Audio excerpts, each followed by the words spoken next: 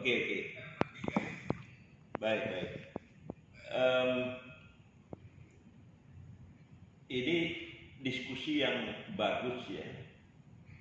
Walaupun saya bertanya-tanya ini kepada kawan saya, ketua ketua umum ya. Ketua umum apa ini namanya? PPSN. Iya, kepanjangannya apa? Pusat Pengkajian Strategi Nusantara. Very good. Ini Mas Sutrismo ini memang ini kawan sejak abad lalu ya. Ditambah dengan Hendrajit ya. Jadi mendorong kita untuk bergabung pada malam ini. Pusat Pengkajian Ini Strategis soal pemimpin Nasional. ini saya akan mulai dengan sebuah lagu Sabi Lulungan gitu.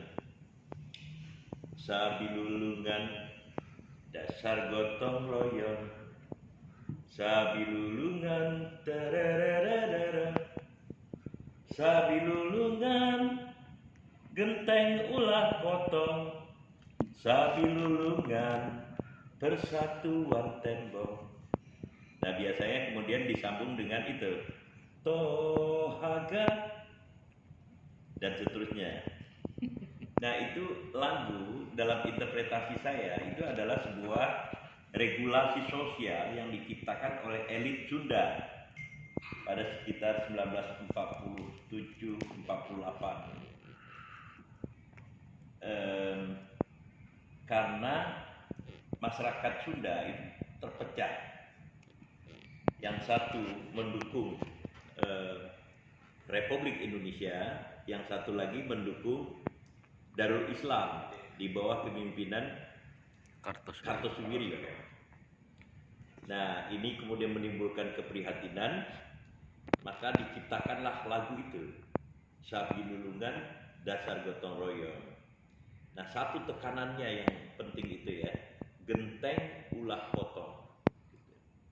Nah, genteng itu bukan di dalam pengertian harfiah ya, yang ada di atap rumah gitu, tetapi adalah sebuah anjuran bagaimana kita memecahkan masalah itu seperti mengambil rambut ya, mengambil rambut ditepung gitu. Tepungnya tidak rusak gitu, rambutnya tercabut. Nah, lalu kalau kita lihat di dalam konteks ini, maka sebenarnya gambaran ideal atau gambaran yang dikonseptualisasikan oleh elit ya Sunda pada waktu itu merupakan sebuah seorang pemimpin itu adalah seorang yang mampu mempersatukan gitu. Apa yang kemudian kita lihat di dalam konteks historis gitu. Jadi ini memang sangat kontekstual lagu ini, makanya saya sebut sebagai regulasi sosial gitu. Adalah ya realitas yang mereka tanggapi ya. Jadi respon terhadap realitas itu adalah perpecahan masyarakat. Bahkan di dalam beberapa hal boleh kita katakan perpecahan ideologis gitu.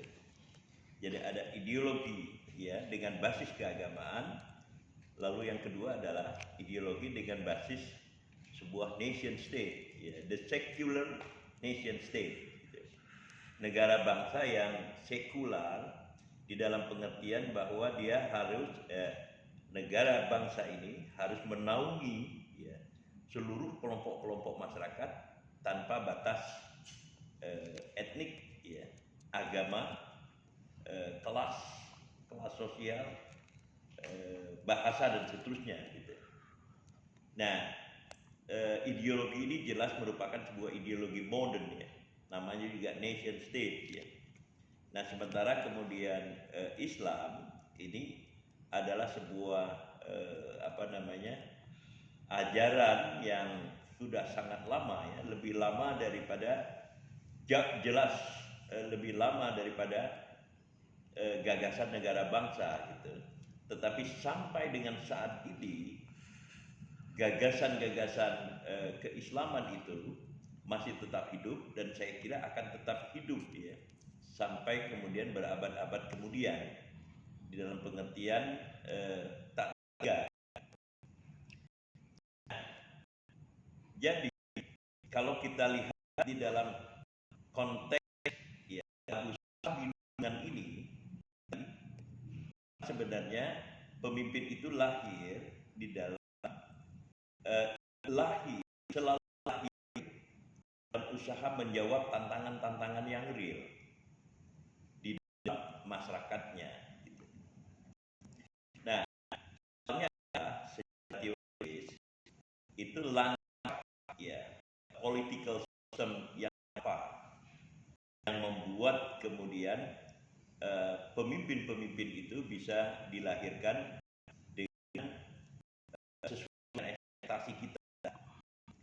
Adalah sebuah pertanyaan yang mendasar.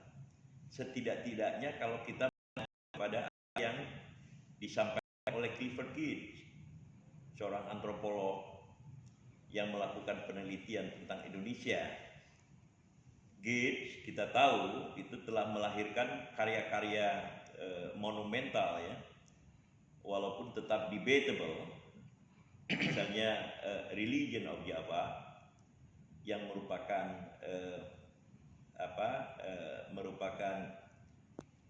disertasinya. Tetapi sebelum itu Geertz telah melahirkan suatu karya yang sampai sekarang ini selalu kemudian diperdebatkan, apa yang disebut dengan agricultural involution. Nah, agricultural involution ini sebenarnya menjadi ya, situasi ya, politik ekonomi Jawa, tetapi berangkat dari perkembangan pertanian dan pertumbuhan penduduk yang berlangsung di Jawa, yang pada waktu itu tahun 80-an kita bisa melihat situasi lain dari pertumbuhan penduduk itu kecuali ya yang muncul adalah fenomena apa yang disebut dengan shared poverty. Jadi kemiskinan yang terbagi. Kenapa? Karena di wilayah perkotaan itu terjadi urbanisasi tanpa industrialisasi. Nah, frasa dia itu adalah urbanization without industrialization. Gitu. Nah, itulah situasi-situasi politik ya yang real ya. Sebenarnya lebih tepat kita katakan sebagai situasi politik ekonomi yang real yang kemudian melahirkan Soekarno. Gitu. Kenapa seperti itu? Karena ya di dalam situasi yang bersifat involusional, maka kemudian proses modernisasi di dalam pengertian munculnya kelas menengah yang kuat yang bersifat industrial, lalu kemudian munculnya universitas-universitas yang kemudian melahirkan atau mereproduksikan anggota-anggota masyarakat yang kritikal ya, yang direproduksikannya itu pasti terlambat datangnya. Jadi ada hal-hal yang bersifat struktural di situ gitu. Nah, jadi kembali kepada Clifford Geertz, dia menyebut ya di dalam sebuah tulisannya itu ya dengan judul namanya judulnya itu adalah lupa saya. Ingat saya sekarang, The Politics of Meaning gitu. Di dalam itu adalah ya kata penutup dari buku yang disyuting oleh Claire Hall, tetapi juga dibantu oleh Benedict Anderson sama satu lagi itu gurunya Imam Ahmad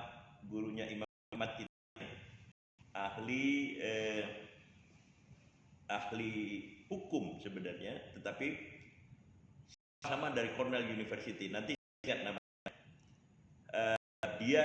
Clifford Geertz mengatakan atau menciptakan sebuah frasa yang disebut dengan state marque gitu. State make ini adalah berasal dari bahasa Prancis yang menunjukkan bahwa ya suatu usaha dari sebuah masyarakat untuk menciptakan sistem politik, tetapi sistem politik itu tidak pernah cocok, gitu. Nah, di sini ya Gates ketika menulis itu, tulisannya terbit pada 1970, ya. Gates ketika menulis itu melihat sejarah politik Indonesia sejak 1945, ya. Itu kan hanya sebentar saja Soekarno, ya, sistem presidensial yang berlangsung. Karena kemudian muncul maklumat Hatta, apa yang disebut dengan maklumat X, yang menyebabkan kemudian partai-partai politik tumbuh, ya, dalam jumlah besar, lalu kemudian sistem pemerintahannya itu adalah sistem pemerintah parlemen, gitu. Lalu kemudian ya, muncul guided democracy atau demokrasi liberal, demokrasi pemimpin itu yang kemudian memunculkan sistem yang authoritarian atau semi authoritarian. Nah, ketika kemudian Orde Baru tampil, itulah yang kemudian dilihat 3 fase itu oleh Clifford Gates, bahwa Indonesia itu mengalami ya dilema state make itu tadi. Jadi kita telah berusaha menciptakan sistem politik yang kita anggap cocok, tetapi selalu saja kemudian tidak ada yang sempurna, dan kalau boleh dikatakan ya dalam 2 tanda kutip gagal, gitu. Nah, pertanyaannya adalah bahwa apakah di dalam sistem politik liberal sekarang ini, ya, ini sistem politik yang muncul setelah reformasi, jadi setelah rezim authoritarian Orde Baru itu tadi, itu cocok juga. Nah, kalau kita dengar dari Lily Romley tadi, itu tidak cocok, gitu. Karena banyak sekali munculnya ya tokoh-tokoh tidak dianggap melalui proses yang ideal, dan karena itu kemudian tokoh-tokoh itu atau pemimpin-pemimpin itu dianggap juga ya tidak ideal, karena ya dalam 2 tanda kutip ya mesin yang mereproduksi pemimpin itu tidak ideal, maka produknya pun harus dilihat secara kritikal tidak ideal juga, gitu.